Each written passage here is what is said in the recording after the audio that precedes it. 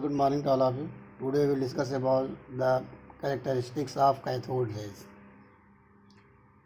Cathode rays से हमने electron को डिस्कवर किया था. अब कैथोड रेज को किसने डिस्कवर किया था? Cathode rays is discovered by Julius Plucker.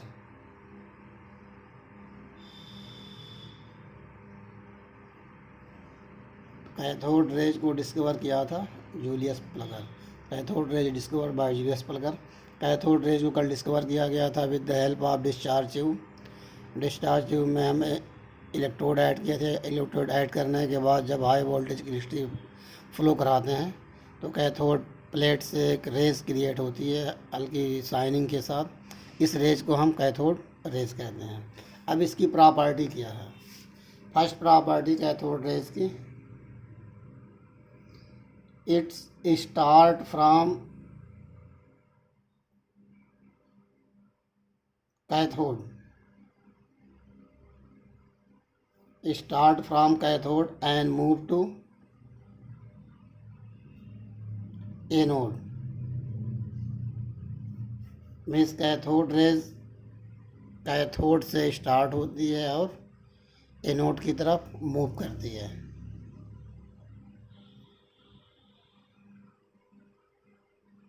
Next property,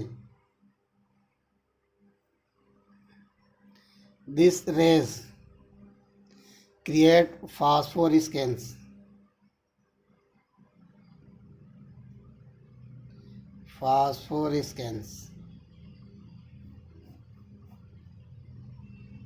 this rays create phosphorescence. Phosphorescence आपकी एक प्रॉपर्टी होती है.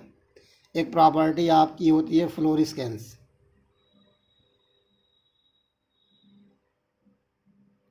ठीक, एक प्रॉपर्टी आपकी होती है फ्लोरेसेंस और एक प्रॉपर्टी होती है फास्फोरेसेंस.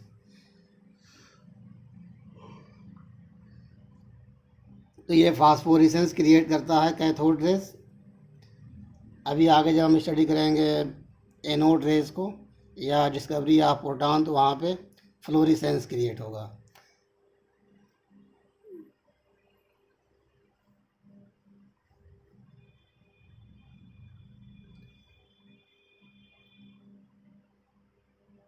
जैसे what is phosphorescence and what is fluorescence. तो phosphorescence is the property in which metal surface or a substance surface are shining after the absorption of energy or absorption of rays. जैसे ये cathode rays आपकी थी. Cathode rays ये निकल करके tube पे anode की तरफ मूव कर रही थी. अब एनोड की तरफ मूव करने के बाद इसके वाल पे, कांच के वाल पे, एनोड की ये जो वाल है इस वाल पे ये कंटिन्यू स्ट्राइक करती है.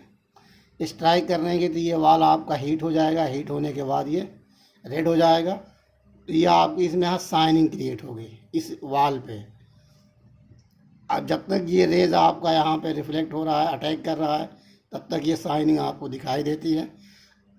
अगर ये शाइनिंग तब तक दिखाई देती है जब तक ये रेज यहाँ पे स्ट्राइक करता है. ये प्रोसेस आपका फ्लोरेसेंस कहलाता है. और ये रेज हटने के बाद भी ये शाइनिंग आपकी कुछ देर तक दिखाई देती है.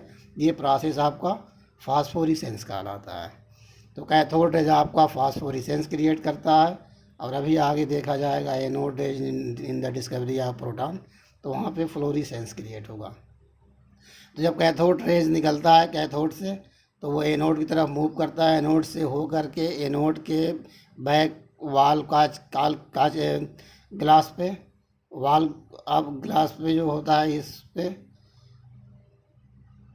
कंटिन्यू जब स्ट्राइक होता है तो ये वाल आपका हीट होता है. ये ग्लास हीट होता है. हीट होने के बाद इसमें शाइनिंग क्रिएट होती है. जैसे आप किसी भी सब्सटेंस को एनर्जी देंगे, हीट करेंगे, तो हीट करने के बाद जैसे आपका आयरन है इसको हीट करते हैं कंटिन्यू तो रेड हो जाता है, उसमें शाइनिंग आ जाती है. ठीक वही प्रोसेस यहाँ पर भी होता है.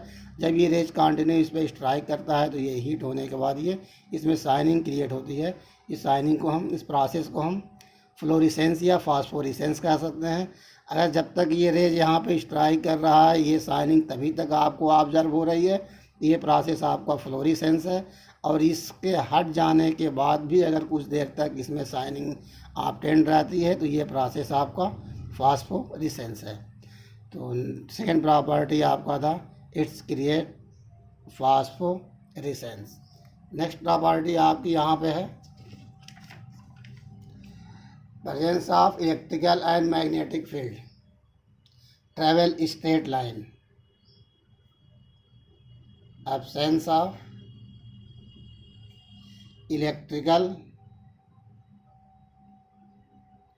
and magnetic field,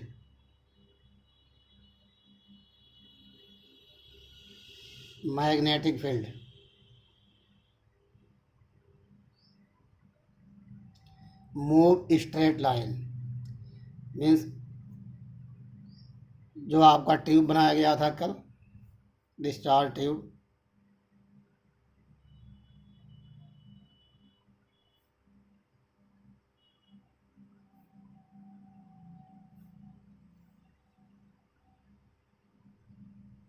ये निगेटिव, ये पॉजिटिव, ये एनोड, ये कैथोड, यहाँ से रेज आपकी क्रिएट होती थी और वो एनोड की तरफ मूव करती थी। अब यहाँ पे इस डिस्चार्ज ट्यूब के अराउंड अगर कोई इलेक्ट्रिक और मैग्नेटिक फील्ड अप्लाई ना किया जाता हो तो ये रेज आपका स्ट्रेट लाइन में मूव करती है, स्ट्रेट लाइन में मूव करती है, चलती है। नेक्स्ट प्रॉपर्टी आपका है in the presence of electric and magnetic field,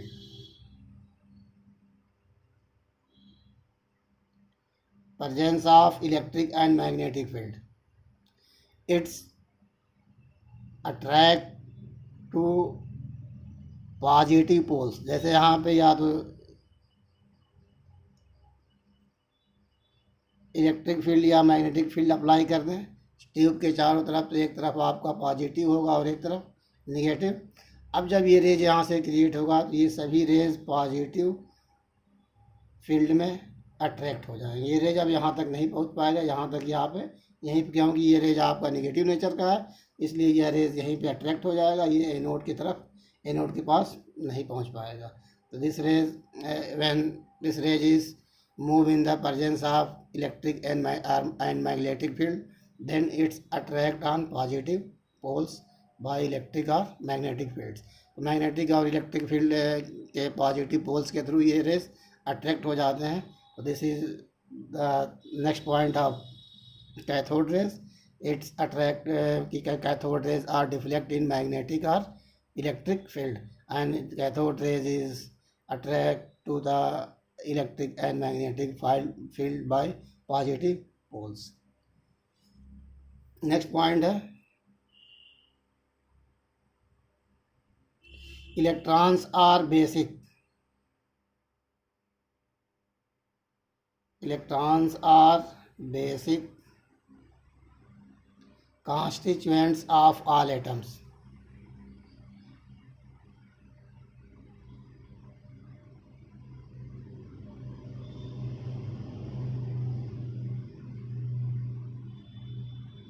electron जो है वो सभी एटम्स का बेसिक कॉन्स्टिट्यूएंट है। मतलब इलेक्ट्रॉन, कोई भी एटम या एलिमेंट्स इलेक्ट्रॉन से ही मिलकर प्रपोज होगा। अब इलेक्ट्रॉन के साथ प्रोटॉन न्यूट्रॉन भी होंगे, लेकिन ये इसका बेसिक है, तो प्रोटॉन और न्यूट्रॉन भी बेसिक है। तो फर्स्ट बेसिक आपका पार्टिकल जो होता है एटम्स का वो इलेक्ट्रॉन है। नेक्स्ट पॉइंट यहाँ पे है इट आयनाइज टू गैस।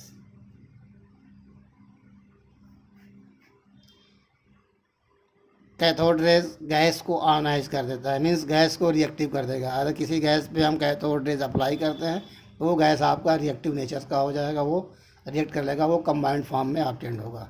तो ये रेज की प्रॉपर्टी है कैथोड रेज की कि ये गैस को, किसी भी गैस, ऑक्सीजन, हाइड्रोजन, किसी भी गैस को ये ऑक्सीडाइज कर देगा, सारी आयोनाइज कर देगा। नेक्स्ट प्रॉपर्टी है पेनेट्रेट 2.5 सेंटीमीटर एल्युमिनियम शीट और 1.5 centimetre rubber sheet.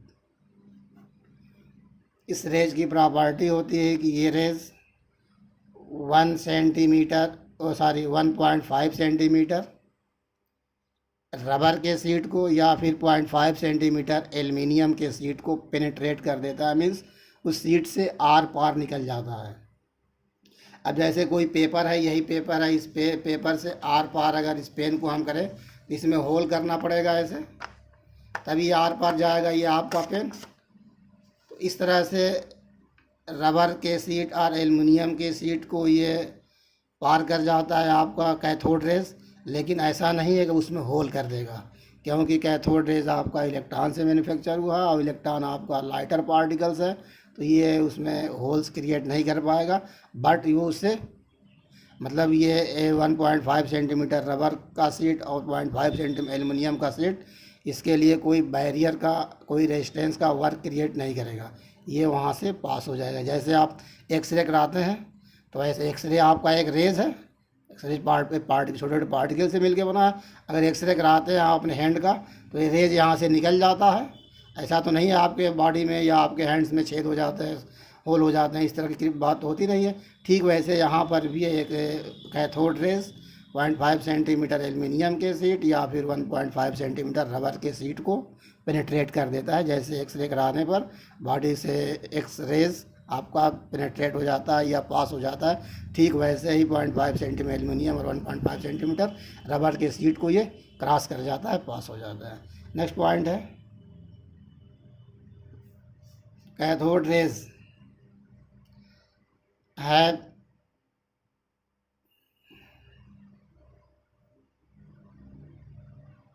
certain mass and velocity। Cathode rays में सर्टेन मास और सर्टेन वेलोसिटी प्रेजेंट होता है। अब सर्टेन मास और सर्टेन वेलोसिटी को प्रूव करने के लिए यहाँ पे एक एक्सपेरिमेंट किया गया कि आपका वही डिस्चार्ज ट्यूब बनाया जाए जैसे कैथोड रेज को डिस्कवर किया गया था।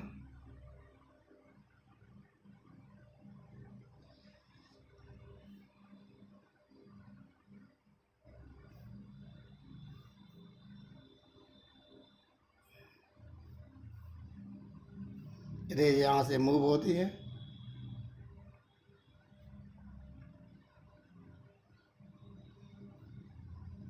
वेलोसिटी यहाँ पे हाई स्पीड होगी, वेलोसिटी यहाँ पे हाई स्पीड होगी। अब सर्टेन मास कैथोड रेज के पास मास है, मतलब मिनिमम है, बहुत लाइट पार्टिकल्स है, मिनिमम इसका मास है। मास के साथ इसकी वेलोसिटी आपकी हाई होती है, मतलब इसमें वेलोसिटी भी है और मास भी है। इसको प्रूव करना है तो यहाँ इसको प्रूव करने के लिए एक व्हील हम पहले से फिक्स कर देते हैं। इस व्हील को फिक्स करने पे मतलब व्हील को आप अगर जो थोड़ा सा एयर मतलब हवा दे तो ये व्हील आपका मूव करने लगे। अब जैसे यहाँ पे इसको हम रख देते हैं और जैसे यहाँ से हाई वोल्टेज इन कराते हैं तो इन कराने पे ये जैसे इससे स्ट्राइक होता है, ये आपका व्हील रोटेट होने लगता है। जैसे यहाँ से रेज आपका निकलता है, ये रेज जैसे रेज इससे स्ट्राइक करता है, ये यहाँ से रोटेट करने लगता है। इससे ये प्रूफ होता है कि यहाँ पर कैथोड रेज में सर्टेन मास होता है और उस पर एक सर्टेन फिक्स वेलोसिटी प्रेजेंट होती है। जैसे आप पंखा आपके घर में टंगा हुआ तो होता है, खूब तेज हवा चलने लगती है तो कभी कभी पंखा आपका धीरे धीरे रोटेट करने लगता है और हवा कमरे में तो हवा प्रेजेंट होती है। जब वो कांस्टेंट होती है, वेलोसिटी उसकी स्लो होती है तो वो आपका पंखा रोटेट नहीं करता है, और जब वेलोसिटी उसकी तेज़ होती है तो वो पंखा आपका रोटेट करने लगता है धीरे धीरे। तो वैसे ही यहाँ पे वेलोसिटी अगर कम होती थी ये आपका रोटेट नहीं करता, और जब सर्टेन मास भी नहीं होता तब भी रोटेट नहीं करता। ये मास कंटिन्यू जब इसको स्ट्राइक करते हैं हाई स्पीड के साथ तब ये आपका रोटेट होने लगता है। तो इस तरह से ये हम कह सकते हैं कि यार कैथोड रेज है, सर्टेन मास है, high speeds are certain velocity. ये आपका था कुछ प्रॉपर्टी कैथोड रेज के। नेक्स्ट टॉपिक हम डिस्कस करेंगे charge to mass ratio of electron.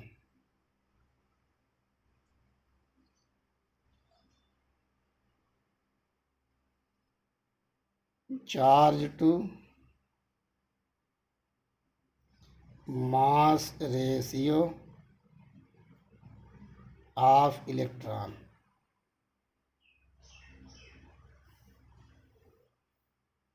Charge to mass ratio means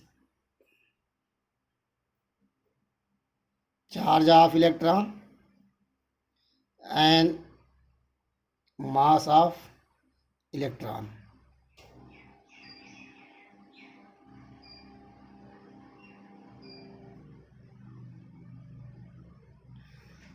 mass ratio, तो कैथोड रेज के लिए चार्ज और मास का रेशियो ऑब्टेन किया गया है। तो cathode raise is prepared by electron, therefore mass ratio of electron and mass charge and mass ratio of electron.